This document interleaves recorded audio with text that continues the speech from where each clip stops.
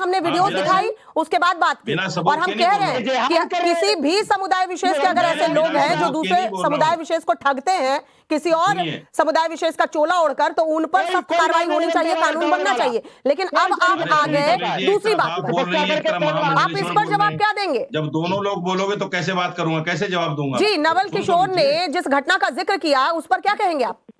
मैं कह रहा हूं, सुनिए, मैं जहां रहता हूं ये माता सुंदरी रोड है और यहाँ अक्सर मुसलमान रहते हैं।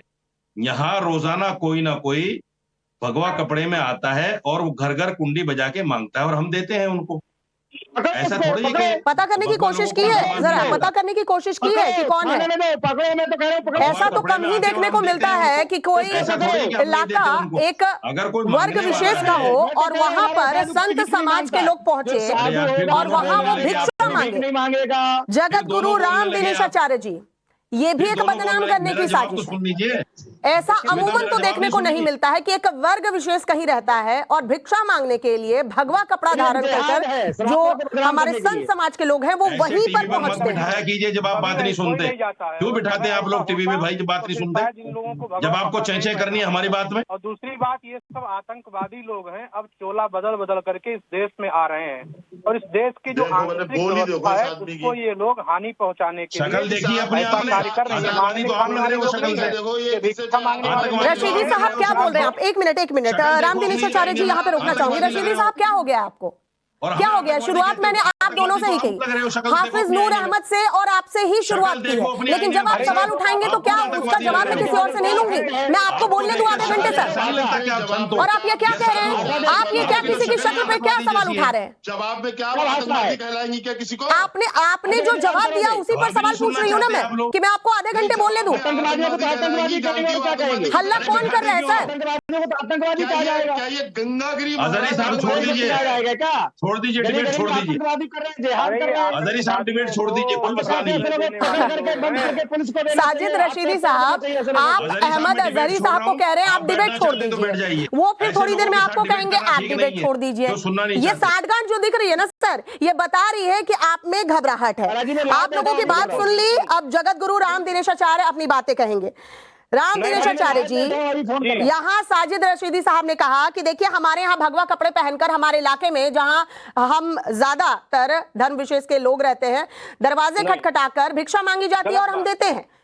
तो क्या उसके पीछे, उस चोले के पीछे इन्होंने जांच पड़ताल की कि कौन है? क्योंकि अमूमन ऐसा देखने को नहीं मिलता है सर कि कोई साधु संत ऐसे जगह पर जाकर भिक्षा मांगे। कभी नहीं, हो ही नहीं सकता है। कभी कोई भी चोला पहन करके मुसलमानों के एरिया में जाए और जा पाता तो क्या इन मुसलमानों को ये भगवा पहन करके भीख मांगना था? अभी कह रहे थे पेट पालने के लिए, जीने खाने के लिए करते हैं, तो ये मजारों के सामने क्यों नहीं बैठते हैं?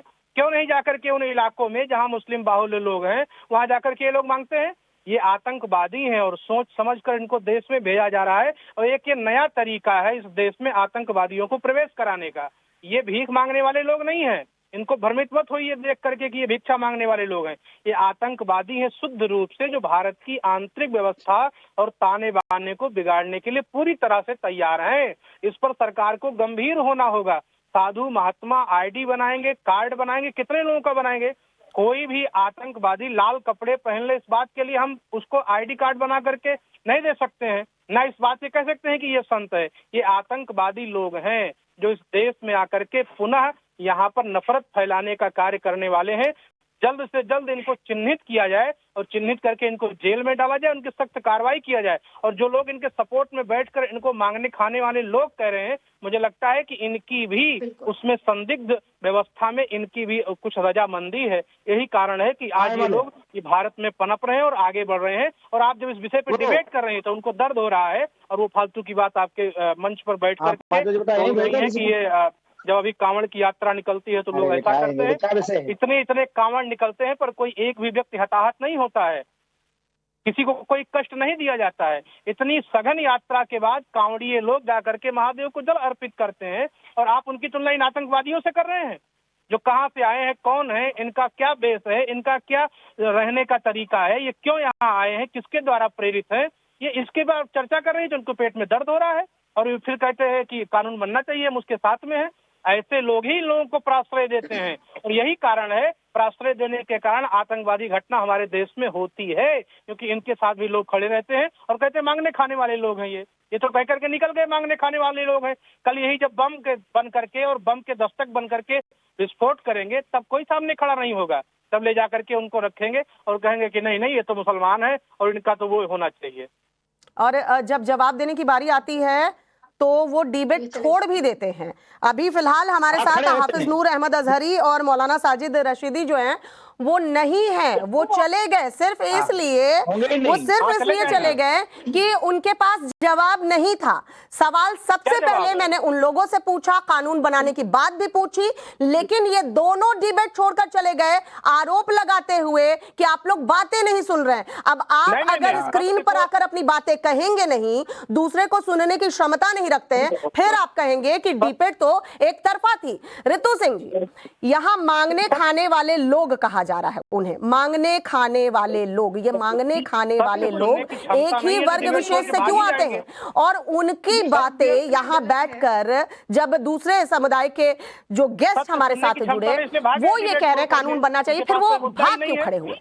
इन आतंकवादियों को मांगने खाने वाला कह रहे हैं तो भाग जाएंगे ही। खाने वाले लोग कहना ही पूरी तरह से गलत है, क्योंकि एक भीख मांगना और भिक्षा मांगने में अंतर है, जैसा अभी हमारे महात्मा जी ने भी कहा। और चोर की दाढ़ी में तिनका, ये कहावत सबने सुनी है। आप देखिए वो दोनों लोग डिबेट छोड़ के चले गए। जब जवाब देने की बारी आई, जब महात्मा जी ने बात की, हमसे प्रश्न पूछा, तो उनके पास कोई जवाब नहीं था। अगर ये लोग मांगने वाले हैं, भीख मांग रहे हैं, तो हमारा भारत की नीति तो वैसे भी शरणदाता की रही है।